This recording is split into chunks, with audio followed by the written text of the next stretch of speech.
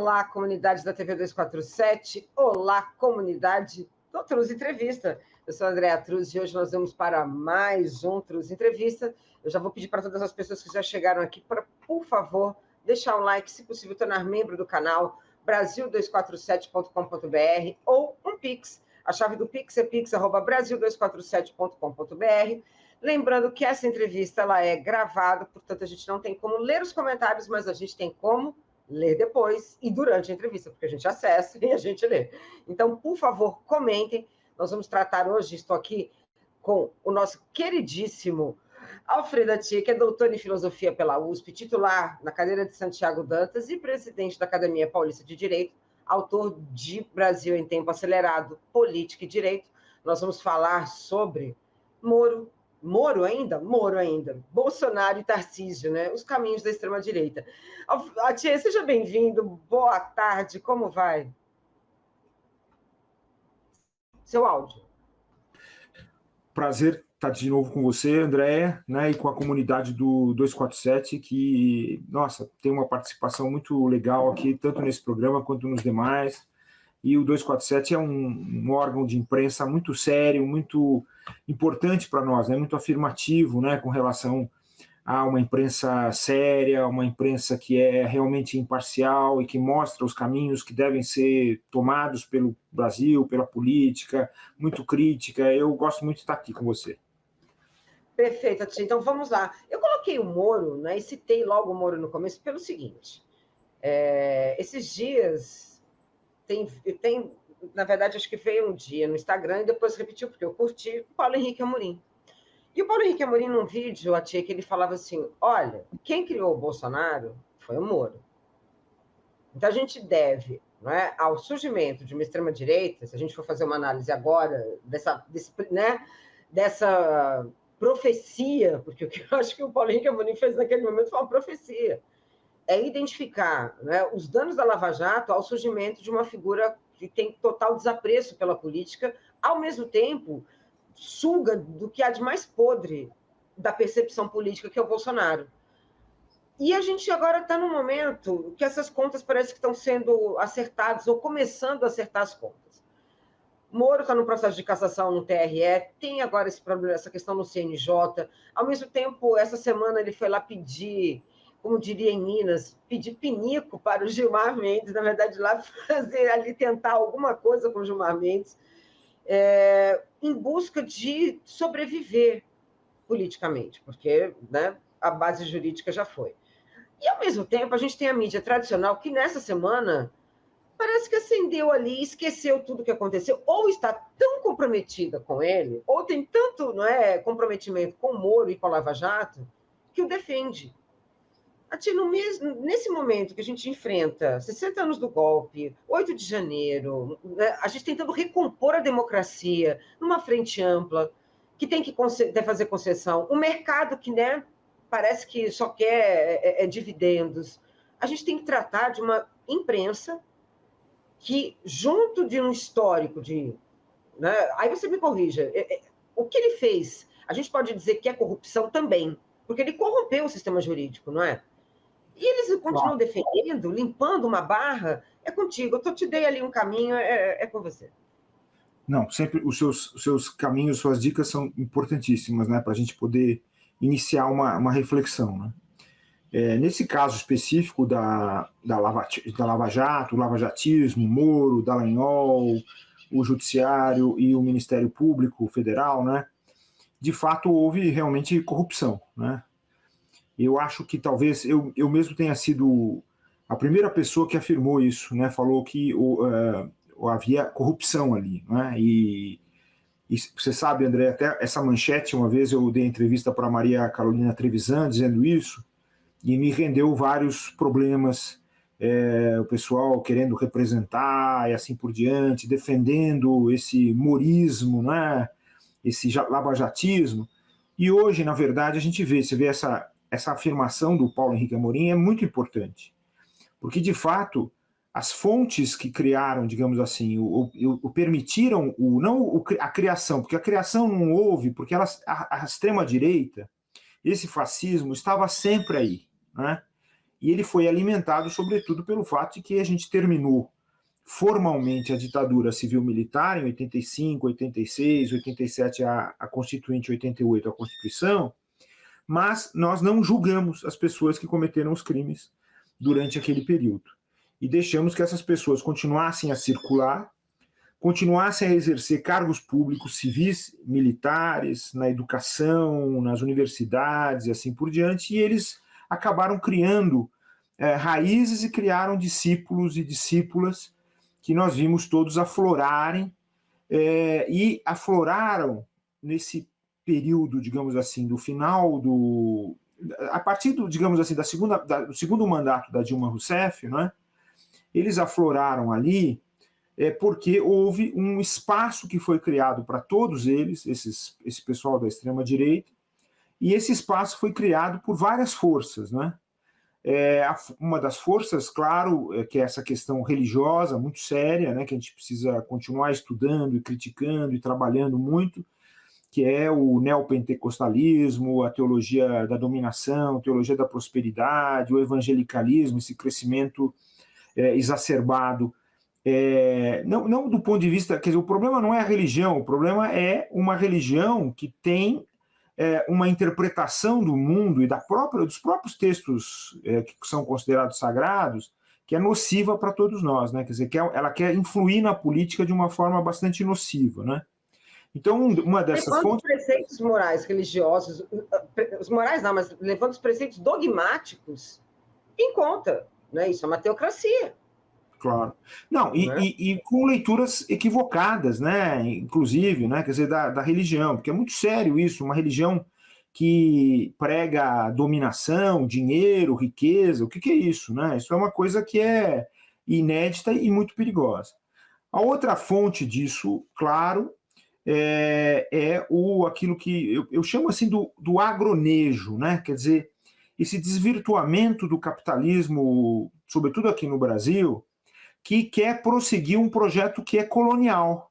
Quer dizer, ele quer dar atenção, simples e tão somente, à produção de matérias-primas, destruindo muito a natureza, destruindo o meio ambiente, e quer voltar o Brasil simplesmente para uma exportação e para adquirir riqueza, né? Então, quer tornar, digamos assim, o povo brasileiro dispensável, né? Então, os indígenas dispensáveis, as periferias dispensáveis, todos nós dispensáveis, porque o projeto é só ganhar dinheiro e fazer com que as leis, etc., favoreçam esse setor do capitalismo que é muito perverso, né? Não tem compromisso com nada, com Constituição, nada disso. A outra fonte, claro, é o milicialismo, né? E o militarismo, tanto quer dizer, o militarismo oficial, quer dizer, as forças armadas, polícias militares, e o militarismo inoficial, que são as milícias, que têm uma porosidade enorme com o Estado brasileiro, e essa porosidade é bastante grave, bastante nociva em relação a vários aspectos da nossa cultura, a questão da violência, um Estado que um Estado policial que é discriminatório, ele protege quem tem patrimônio e ataca quem não tem patrimônio, ele protege o centro e ataca a periferia, e criou um conceito e uma prática de segurança pública que, na verdade, não é uma segurança pública, mas é uma segurança patrimonial. Tanto assim que muitas dessas empresas de segurança patrimonial, olha só que coisa engraçada, né? Elas têm como cabeças ou como membros pessoas que saem desse sistema de segurança pública, né? Quer dizer, é uma coisa que realmente preocupa muito, porque é a tentativa de você continuar a usar o Estado contra o povo, né? E o Estado, e a segurança não é pública, a segurança não é cidadã, é uma segurança privada, né? Patrimonial.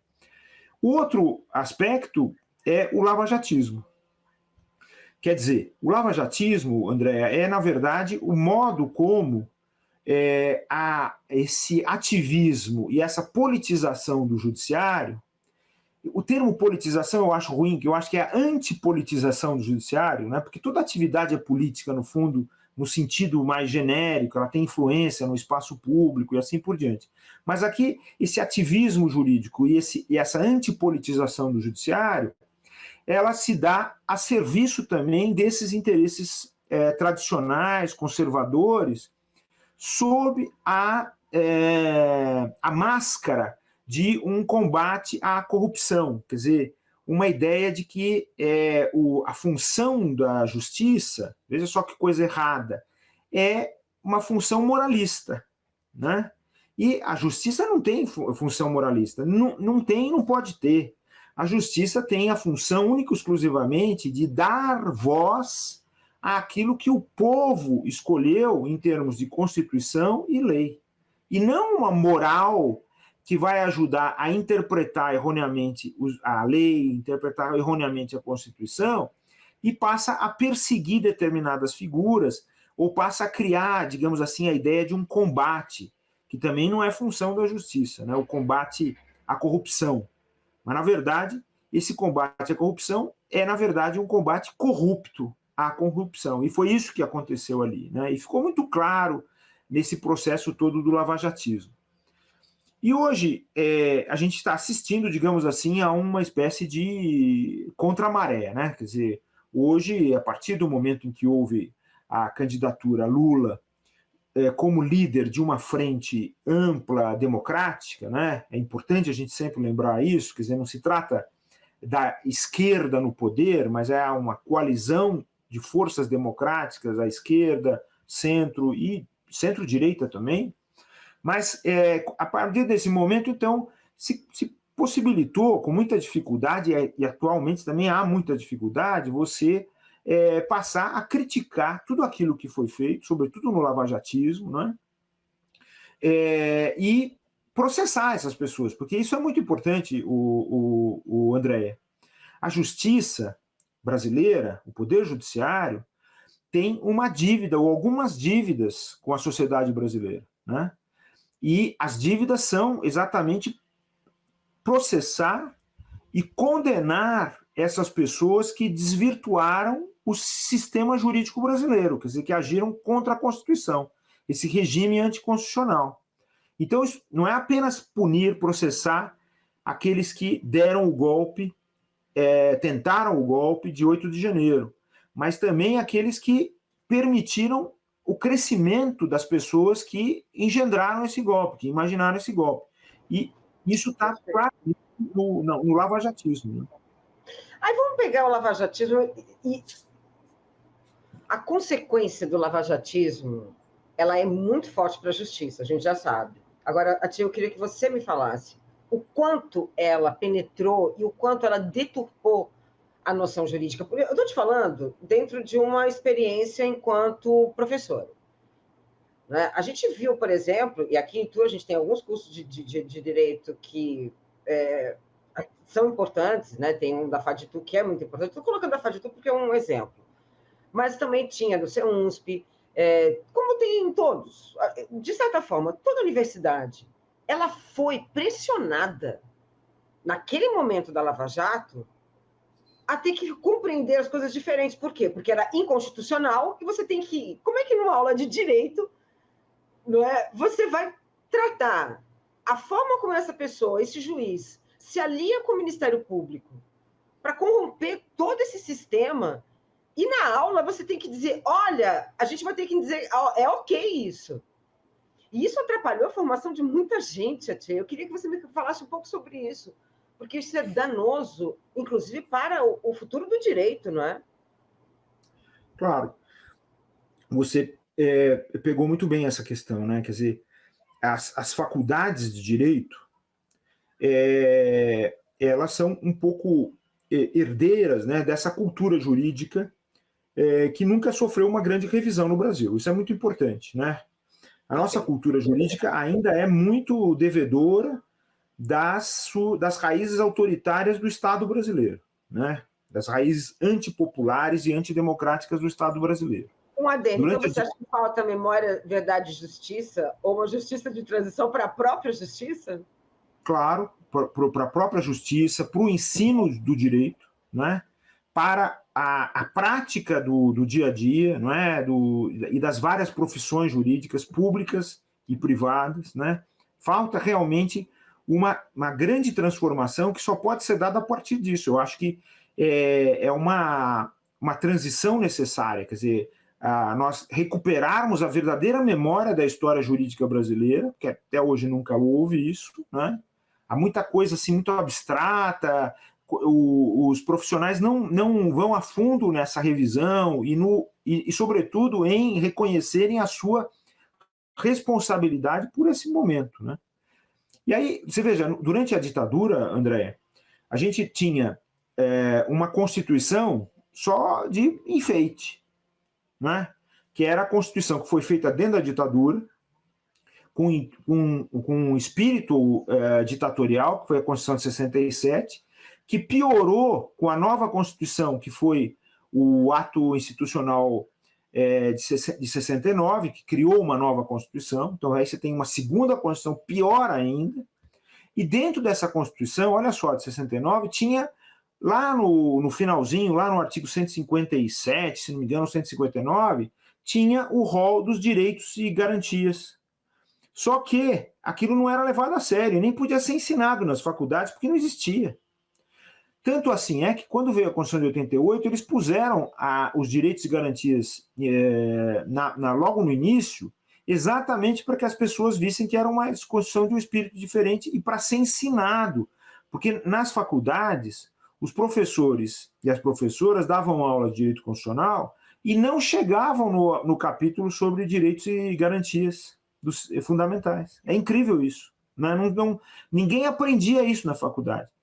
E um pouco isso ficou na nossa cultura jurídica, André. Porque as pessoas, dentro das faculdades de direito, lamentavelmente, não é? Salvo raríssimas exceções, e essas exceções são, na verdade, muito mais o espírito de um ou outro professor, uma ou outra professora, né? Mas dentro das faculdades de direito há um preconceito enorme com relação ao povo, né? O profissional de direito tende a se sentir uma elite, uma parte de uma elite, né?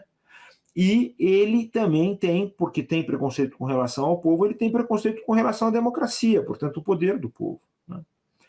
Mas o lavajatismo, ele levou isso digamos assim, ao ponto, ao ápice, né? Quer dizer, é um exagero absoluto de desprezo pelos direitos, pelos deveres e pela própria função da justiça. Isso é uma coisa absurda, quer dizer, e punir isso hoje, quer dizer, o quanto antes, né, punir essas pessoas que fizeram isso, como está começando a acontecer, mas a gente tem que bater muito nessa tecla para que aconteça, é uma possibilidade, André, de a gente quebrar esse ciclo e dizer para todos os profissionais do direito, e para os estudantes, as estudantes de direito, que isso é inadmissível e não pode servir de exemplo. Porque, no fundo, serviu muito de exemplo. Aí é que está o problema. Viraram ídolos dentro do universo jurídico, como também dentro de uma parcela da sociedade, como pessoas que estavam fazendo o que era certo, quando, na verdade, estavam fazendo o que era errado e fingindo levar à frente um combate contra um inimigo imaginário. Corrupção é um inimigo imaginário, né? Todo mundo é corrupto, né? Uhum. Todos nós somos corruptos, então tem que acabar com a corrupção, etc. E tal. E utilizando-se disso para fins não só contra-democráticos, fins ditatoriais autoritários, mas fins de interesse pessoal. Porque você vê a luta dessas pessoas para se manterem no espaço que não é deles. É o espaço que é nosso como povo, que é o espaço da política, né? E eles querem permanecer ali, eles querem continuar a falar ali. Você vê essa obsessão pelos cargos públicos, pelos cargos eleitorais. Atia, será que de alguma forma... E é interessante que você fala, porque, ao mesmo tempo... Olha, e a gente está surfando aí, né? A gente entregando a idade, né? Porque essa expressão a gente entrega a nossa idade. A gente está surfando entre 2016 em diante, né? A gente está entre 2013 e 2016. A gente está nesse espaço temporal. E, ao mesmo tempo, e é nesse momento... Né, que a Lava Jato também ela começa a influenciar a vida política, ela começa a trazer todo um dano na forma como lidar na perspectiva jurídica, mas ela coloca em xeque as políticas públicas do governo Lula e Dilma. Porque também tinham coisas ali, né, que eram coisas que eram ponto, era importante. Mas se a gente pensar nas cotas, elas são fundamentais nesse processo também. Se a gente pensar no ProUni, o ProUni, então, eu me lembro o Mackenzie tendo crise de desespero, os alunos do Mackenzie, naquele momento, em ter que lidar com essa democratização, e olha que absurdo a gente falar sobre isso, né? Do ensino, no direito. Inclusive com notícias de que quando tinha aqueles jogos, né, aqueles jogos esportivos de cursos, palavras de ordem racistas, misóginas, porque esse lugar também foi atacado, né? E pela primeira vez era uma forma de você odiar o governo através, né, de detonar essas políticas públicas. Então, a Lava Jato, ela soltou muito demônio, né? Ela abriu esse espaço para que essas pessoas não tivessem caminho que leva a Bolsonaro. Tanto que é essa elite que vai sair a Bolsonaro. Aí eu te devolvo. E você se lembra também daqueles palavrões dirigidos a Dilma Rousseff do início da Copa do Mundo, né? E por gente que pagou ingressos caríssimos. Não era o povo que estava ali dentro daquele estádio gritando aqueles palavrões, eram essas pessoas dessa elite, né? Que depois usaram aquelas mesmas camisas verde e amarelas para sair às ruas para pedir impeachment, para pedir intervenção militar, foram aos acampamentos, é todo esse pessoal que seguiu por ali, né? E agora, a questão, o que espanta um pouquinho, quer dizer, veja, o judiciário está devendo isso para a população brasileira, está devendo isso. Ele vai ter que processar e condenar essas pessoas. Não basta essas questões pontuais, né? Inelegibilidade de Dallagnol, inelegibilidade de Bolsonaro, e agora esse julgamento da inelegibilidade do Moro. Não basta isso. Tem questões sérias aí, né? Porque isso tudo está envolvido numa subversão total, numa alteração, assim, uma afronta àquilo que está na Constituição. Isso é muito importante as pessoas lembrarem dessa questão, que tem aí um obstáculo à execução de todas essas ilegalidades, inconstitucionalidades, essas violências, né? Que está na Constituição. Então tem ali um abrigo na Constituição Federal. E aí espanta, você sabe, André, eu vou ser bem sincero com você, e é claro que essa crítica é sempre feita de um ponto de vista científico, não é uma crítica pessoal, não é uma crítica de forma nenhuma de alguém que está operando o direito, não é nada disso, é uma crítica científica mesmo, né? Espanta que essa dívida não desperte uma consciência no interior do judiciário, né? Eu me espantei muito agora assistindo ao julgamento lá no Tribunal do Paraná, Tribunal Regional Eleitoral, que tem todo o nosso respeito, claro, né, as pessoas que estão ali fazendo um trabalho importante, mas me espanta muito, por exemplo, no voto do relator, ele referir que não está em julgamento aquilo que Moro teria feito durante o tempo em que estava juiz, porque isso já teria sido julgado. Mas, ao mesmo tempo que ele diz isso, ele volta dentro do voto, como justificativa do voto, e diz que Moro era conhecido por ter sido juiz. Então, ele não afasta, então é um problema lógico no interior dessa argumentação. Quando eu fazia orientação nas faculdades de tese, assim por diante, uma das coisas que eu mais corrigia era exatamente essa questão lógica no interior da argumentação, a coerência. E aqui há uma incoerência absoluta, né, que espanta muito, não é? Você justificar alguém, como, por exemplo, disse com muita correção o segundo juiz nesse julgamento, né? Alguém justificar os gastos astronômicos com segurança pessoal durante uma chamada pré-campanha, entre aspas, porque a gente tem que usar esse termo sempre entre aspas, viu, André? Chamada pré-campanha, e essa necessidade de pagar essa fortuna de segurança desaparece quando ele se torna candidato. Quer dizer, a mesma empresa que prestava serviço como de segurança, ela passa a serviço só de transporte e desaparece, então, a necessidade da segurança. Quer dizer, é uma coisa que espanta muito no interior dessa prestação de contas, não é? E uma coisa que também precisa ficar clara, Andréia, essa ideia de pré-campanha, eu falo sempre entre aspas, porque o que digamos assim, na lei eleitoral, o que significa pré-campanha? A pré-campanha é o momento em que o candidato, aquela pessoa que quer ser candidato ou quer ser candidata, ela está buscando a confirmação dessa sua candidatura dentro do partido. Então ela está se preparando para depois vir a ser candidata e vir pedir os votos.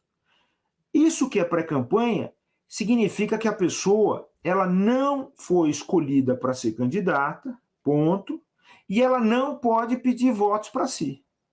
Mas estão considerando, nesse caso específico do Moro, você vê que o discurso da imprensa embarcou, a grande imprensa, né, essa imprensa corporativa, embarcou nessa falsidade.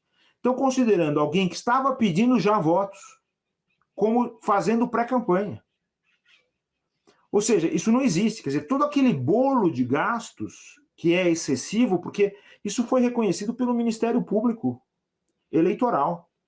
Então, portanto, pelo órgão de fiscalização eleitoral. Não é o partido PT ou o partido PL que afirmou isso. É o Ministério Público Eleitoral que diz, olha, houve gastos acima daqueles que são permitidos pela Justiça Eleitoral. E aquilo tudo são gastos de campanha, não são gastos de pré-campanha. Isso é uma grande ilusão, porque pré-campanha, Andréia, é o momento em que, por exemplo, digamos, você quer ser candidata. Então você, como é jornalista, como é professora de história, as pessoas conhecem você. E alguém convida você para dar uma entrevista, você transmite as suas ideias, escreve um artigo na imprensa, claro, e participa da convenção partidária. Nesses momentos, você está aparecendo, claro, mas você não está pedindo votos para você. Você está pedindo, na verdade, você está querendo se tornar uma candidata. É isso. Ou seja, é um momento de esclarecimento do povo e não da pessoa procurar votos para si. E ali, nesse caso específico do Sérgio Moro, ele não está esclarecendo ninguém, ele está pedindo voto constantemente. Então, não se trata de pré-campanha. Então, esses gastos são gastos voltados para a sua eleição. Então, espanta um pouco então não pode continuar a haver esse descompromisso do judiciário, porque o judiciário está devendo isso para a população, para o povo. Significa que ele está devendo isso para a Constituição.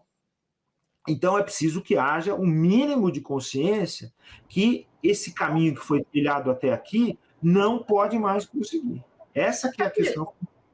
Perfeito. Aí vem a imprensa tradicional. E nessa semana a gente teve 2 editoriais, fora o Merval Pereira na Globo News. Né? Vamos pegar na Globo News, ele foi... Olha só, hein? Ele era um inocente. Ele não sabia lidar com as questões da política. Mas quando ele julgava o Lula, ele não estava julgando...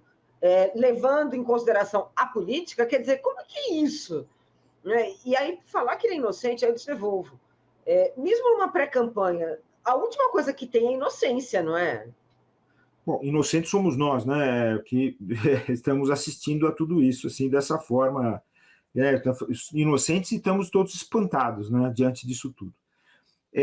Os editoriais do Estado de São Paulo e do jornal o Globo e essas manifestações da Globo News, elas espantam muito, porque elas são descompromissadas, né? Eles aderiram a uma tese, é justamente essa tese que eu estou aqui tentando um pouco contestar, né? Eles aderiram a uma tese que não tem fundamento jurídico nenhum. Essa que é a questão fundamental. Não tem fundamento legal. Eles aderiram a uma palavra de ordem que tenta, de todas as formas, proteger essas pessoas que nos trouxeram até a crise política que nós estamos vivendo, a crise democrática que nós estamos vivendo. Nós estamos vivendo as consequências disso tudo. A pessoa que se apresenta como candidato não é inocente, ela está querendo ser candidata, ela está querendo se eleger. Ok, ela pode ter vários objetivos, né?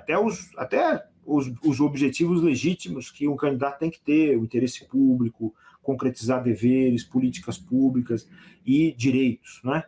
Mas também pode ter outros interesses, defender essa ou aquela parcela da população, a elite, o povo, a periferia, o centro e assim por diante. E nisso há um jogo, claro, político importante, e não há possibilidade nenhuma de você dizer que essas pessoas são inocentes, não é? Quer dizer, que tipo de inocência é essa? Uma inocência infantil? Né? Não existe isso.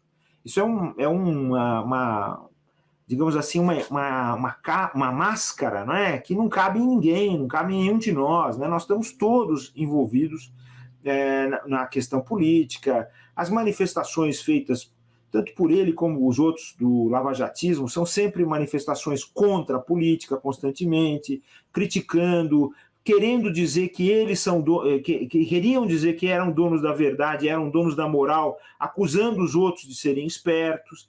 Então, quem faz isso não entra inocentemente na política, né? E também não luta ardentemente para prosseguir ali, para prosseguir com esse papel, né? Como a gente viu recentemente, quer dizer, essa situação, você sabe, essa situação que foi noticiada agora tanto na Folha de São Paulo quanto no Globo, do encontro do Moro com o ministro Gilmar Mendes, é uma situação assim que nos envergonha muito, né? Fala a verdade, Andréia. Puxa, um senador vai até um ministro supremo para ouvir essas coisas, não é? É uma coisa horrorosa, né? Puxa, sinceramente, eu não sei qual foi a intenção do Moro. Ouvir uma ironia ou colocar o Gilmar Mendes numa situação complicada? Você sabe, quando você fica nessa dúvida, porque parece que também não foi uma ida inocente, né? De novo, não tem inocência nessa história. Não. Mas é avesso a qualquer realidade, né? O que a gente vê, Andréia, sabe, que eu sou daqueles que não sou fã de nenhuma pessoa em especial, né? Eu não vejo nenhum ministro do Supremo como herói, ministra, nada disso. Pelo contrário, eu sou muito crítico de todos e de cada um deles, né? Defendendo, claro, a instituição, mas sou muito crítico. E sempre fui, quer dizer, não e esse diálogo, né, ou essa manifestação, assim como o próprio lavajatismo, você sabe, isso tudo demonstra que a gente está num estágio civilizacional da justiça e do direito no Brasil ainda muito, muito precário. Né?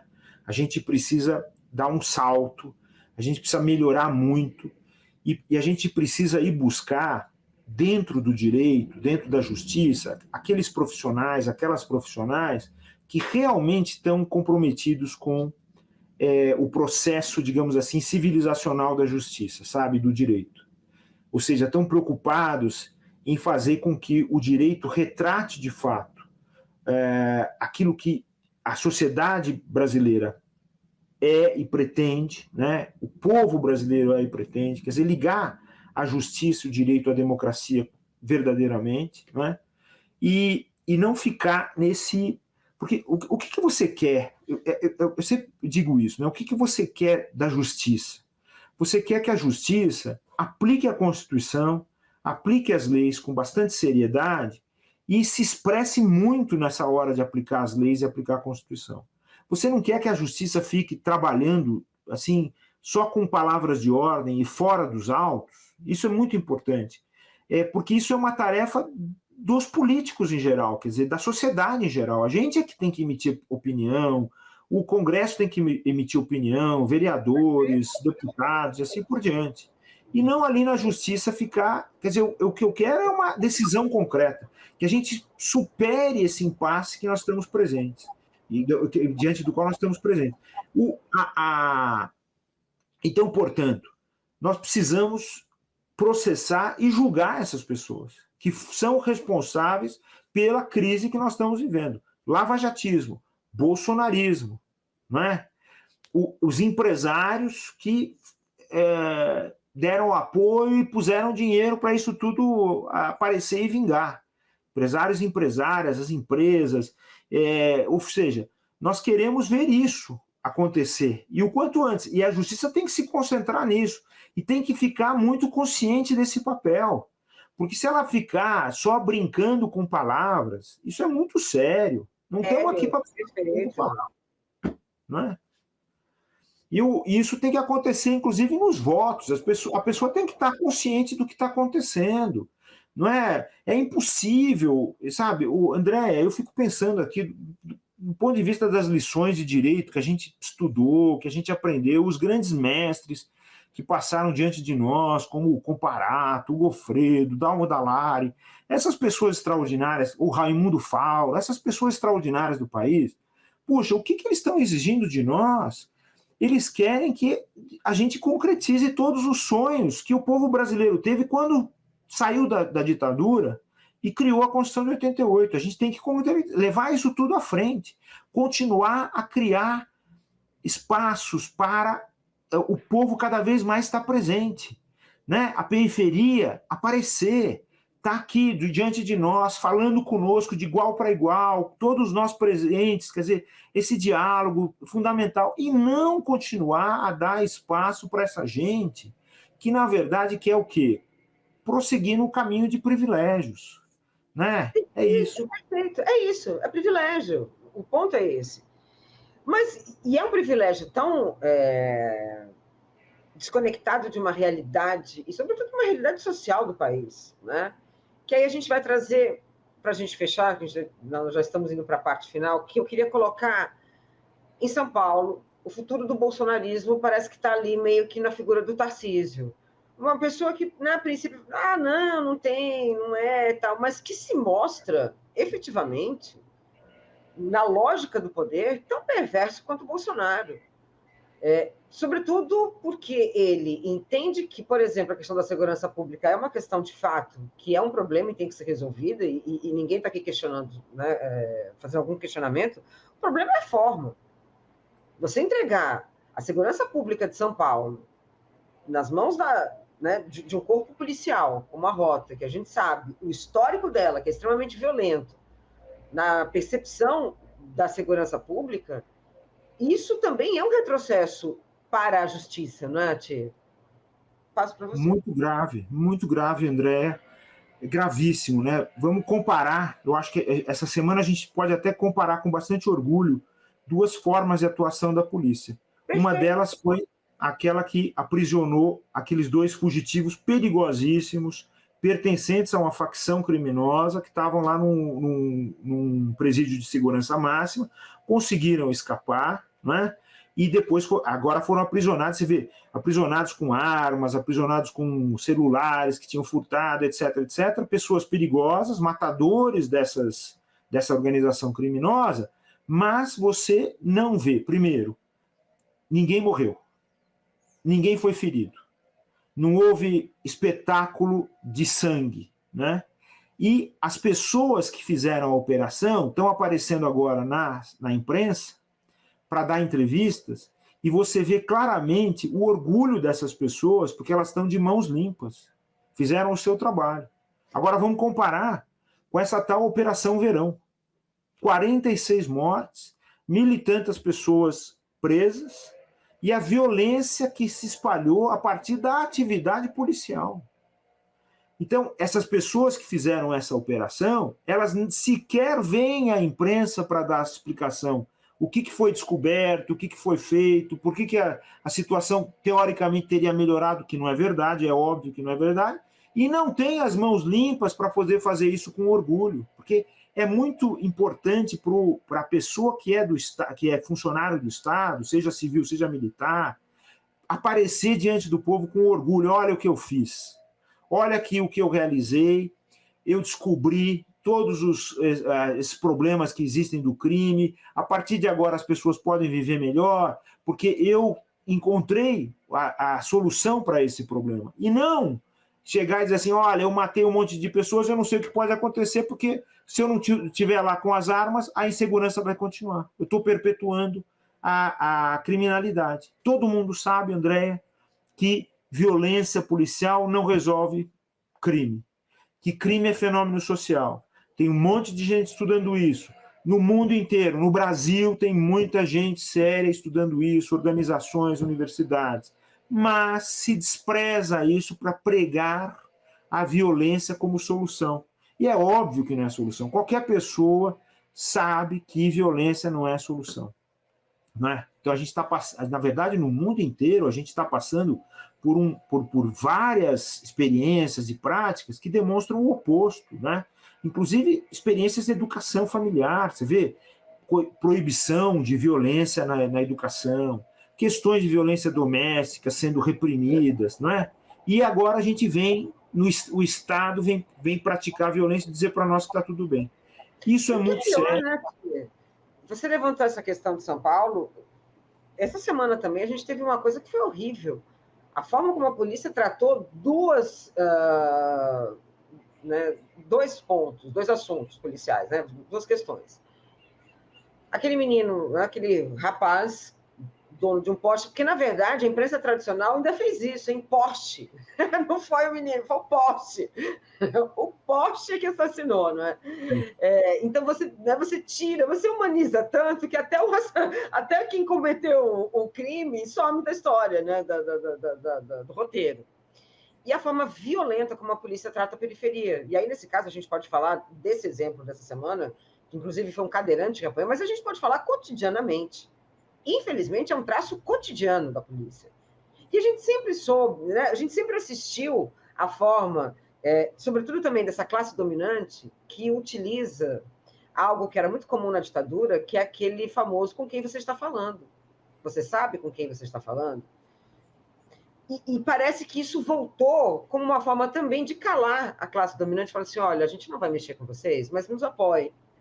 Em contrapartida, como que a gente vai lidar com a segurança pública, de fato, sendo violenta? Ela não vai trazer, ela não é um resultado de sucesso. O caso que você falou do exemplo, que foi o de Mossoró, que o governo federal recuperou, né, capturou novamente, capturou os presos que tinham fugido, eles falaram que foi uma operação que basicamente usou inteligência. E foi. Não teve um tiro. E aí, essa semana, na sexta-feira, sai uma matéria na Folha de São Paulo falando do custo dessa operação. Como se 6 milhões de operação fosse um problema. Aí eu pergunto para você, Ti, essa Operação Verão deve ter custado muito mais. E não é colocada em questão, não é? Então, não é solucionar a questão da segurança pública, não é? Não. Custou mais em dinheiro mesmo, né, em moeda, mas custou mais coisas muito mais valiosas, que é vida humana. Exatamente, vida humana. Exatamente. Isso devia nos revoltar sempre, né? A morte de uma pessoa tem que chocar sempre. A gente não pode achar que é natural, né? Como aquele primeiro-ministro israelense vem e diz assim, olha, desculpem a nossa falha, isso acontece, 7 pessoas foram mortas. Não existe isso, né? Isso jamais pode ser uma coisa natural. A gente não pode se sentir assim. A gente tem que lutar contra isso efetivamente, né? E o importante, sobretudo, é o seguinte, essa violência do Estado, que é errada, né? Do ponto de vista sociológico, do ponto de vista histórico e do ponto de vista jurídico, né? Ela é errada, ela é discriminatória, né? Isso é muito importante a gente lembrar. E hoje a gente tem não apenas a Constituição brasileira que veda essa discriminação, né? Mas a gente tem uma outra coisa que é muito importante, que é a seguinte: dentro aqui das Américas houve um tratado, uma convenção interamericana contra todo tipo de discriminação. Essa convenção foi aprovada no Brasil pela maioria absoluta do Congresso e entrou em vigor no Brasil em 2022, isso é muito importante, com força constitucional, quer dizer, ela faz parte da Constituição. Então, agir dessa forma, quer dizer, você trata bem quem tem bens, e trata mal quem não tem, não é? Você, como diz aquela famosa frase do final do Casablanca, vamos prender os suspeitos de praxe, né? Quem são os suspeitos de praxe? São os periféricos, são os negros, são os pobres, não é isso? É isso que são os suspeitos de praxe, né? Então, isso resolve todo o problema, porque dá uma satisfação para as pessoas, né? Inclusive do ponto de vista estético, viu, o André? Isso também é muito sério. A Guerra Fria nos obrigou a engolir um monte de enlatados que acabaram criando no Brasil uma cultura estética que é anti-povo brasileiro, né? Então, ante todos nós. Nós todos somos pessoas que não são bonitas e aqueles outros que são lá do norte da Europa são pessoas bonitas e impõem esse padrão para todos nós. E quando a gente vê o povo brasileiro, a gente fala, nossa, que medo. Nós temos medo de nós mesmos, a gente não reconhece a nós mesmos. Isso é muito grave, essa cultura é muito grave, né? E essa cultura está impregnada nesse passado todo que nós temos de ditadura, nesse passado que nós temos de autoritarismo, de colonialismo, de matança de indígenas, de matança de violência contra negros, de matança contra todos os diferentes, a LGBTQIA+, as mulheres, assim por diante, né, a violência contra todos esses, e impedem que a gente encare a nossa vida como uma vida que é uma vida cheia de virtudes e importantes, as qualidades de nós todos como povo são importantes, e só estamos imitando essas pseudo-teorias enlatadas que vêm do exterior para cá, e nos impõe essa ordem, que é uma ordem totalmente contrária à própria natureza das nossas relações. Isso que é o grande problema. A gente precisa se livrar disso de uma vez por todas. E sem contar esse ódio, né? Hoje a gente virou uma grande ódio à ignorância, porque parece que é isso, as pessoas pararam de pensar, refletir, né? A forma como, e aí sim as redes sociais têm esse papel, porque o Steve Bannon teve ele é muito responsável por esse processo de imbecilização das pessoas, porque ele lida com a emoção, né? Ele lida com aquele preconceito que a gente tratou lá atrás, lá no começo da nossa conversa, estava lá guardadinho, né? Ele fala, não, é legal, isso é bom, porque isso está te trazendo um problema. É você que é o prejudicado. E aí ele te coloca no indivíduo algo que é do coletivo. Eu me lembro uma vez que, logo quando teve o Brexit, teve uma brasileira pesquisadora que ela morava lá e ela falou assim que no dia da votação, que ela começou a ver os vizinhos já de meia idade comemorando o Brexit, e aí ela falou, opa. E no dia seguinte, aquela senhorinha que alugava a casa lá, o quarto para ela, que era, né, aquela inglesinha, né, de bochechinha rosa, simpática, já olhava ela como uma imigrante indesejável. E aí ela começou a entender o quanto esse processo vinha das redes, porque ela, né, tinha um contato, tinha uma relação que, de repente, se estabeleceu de que ela era invasora daquele espaço e que eu posso até perder o aluguel, mas você não vai ficar aqui. E isso virou uma prática, né? Depois a gente teve essa interferência, e a gente está falando isso ainda hoje, porque agora mesmo nas eleições, você vê que a Meta continua lidando e usando das Big Techs para fazer cyberterrorismo, porque numa boa, né? Você atingir, por exemplo, o que o Musk fez com essas documentações ali do Moraes, ou não é um sequestro? Aí o Julian Assange que é o problema, né, Tchê? Vamos combinar?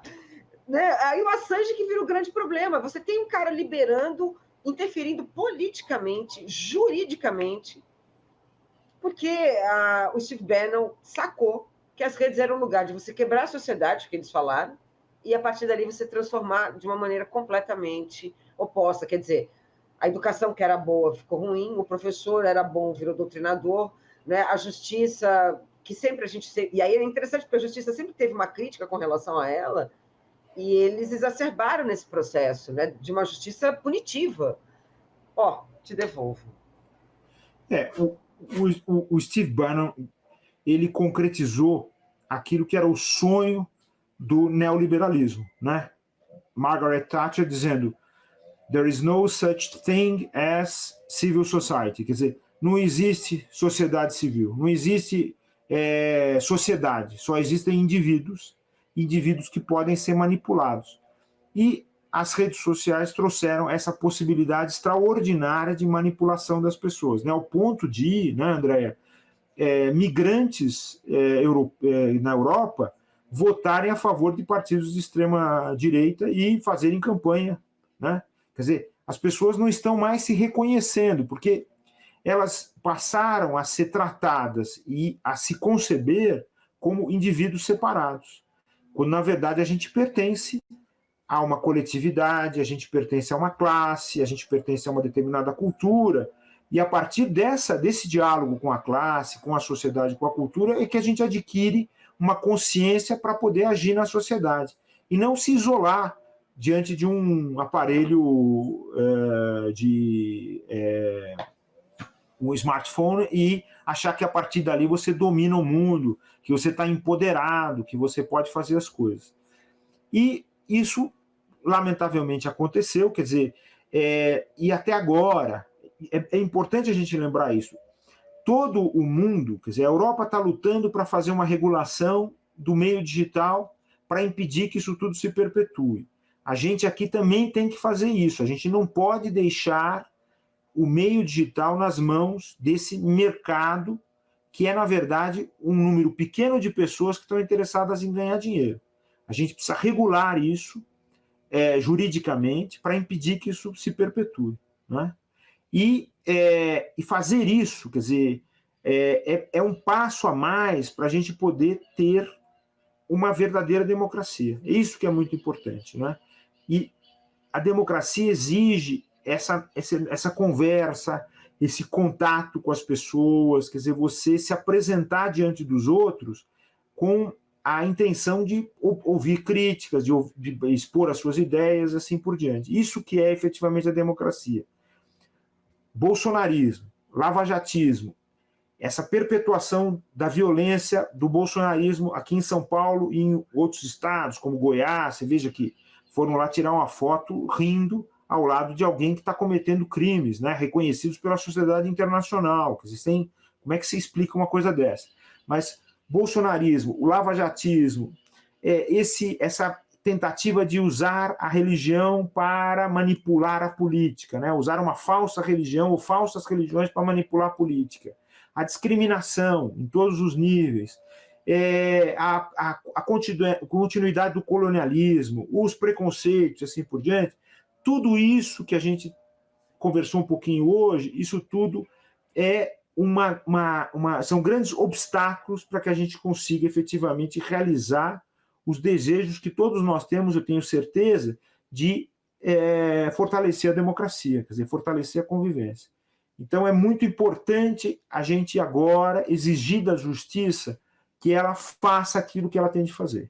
Não pode haver agora condescendência com negociação, com omissão, com jogo de palavras, nada disso. A gente tem que cobrar e criticar firmemente, né?